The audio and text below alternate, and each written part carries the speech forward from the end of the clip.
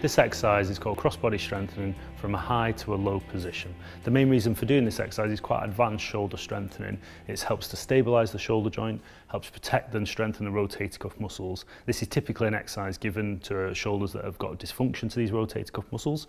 They're a group of muscles that sit and stabilise that and help stabilise the shoulder joint. If these muscles are a lot stronger and working better, it usually decreases pain and gets you back to your normal everyday activities of daily living. So what we're demonstrating today is an exercise with TheraBand, usually yellow TheraBand, but the physiotherapist will have prescribed you the band appropriately. We're using goggles today because obviously we've got to be careful of any facial injuries with the band snapping. So we start off in a high position, thumb leading, so thumb's pointing towards the ceiling.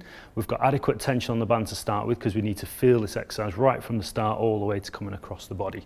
So the starting position is high arm, this is the affected shoulder that we're exercising with thumb pointing up, and we're coming across body so to the opposite hip, thumb rotating from it into a downwards position from up to down with the thumb.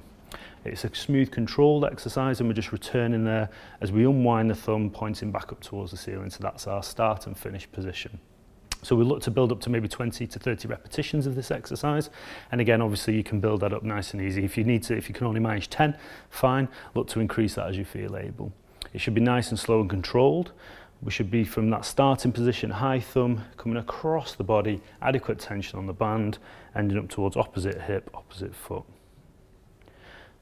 Some of the common faults or some of the errors that we see with this exercise is that we're maybe under too much tension on the band. So if Sarah tightens that band up a little bit, that yes, it's creating some adequate strength at the top, but when we come to this bottom part of the exercise, it's just too hard, it's too much strain on the shoulder muscles. Okay, so just make it a better length.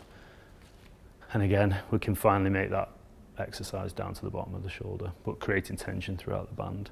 If the band's also too slack, so if Sarah now unwinds a little bit, there's not adequate tension through the start of the exercise, we're missing 20-30 degrees that actually isn't being strengthened. So make sure there's adequate tension throughout the band.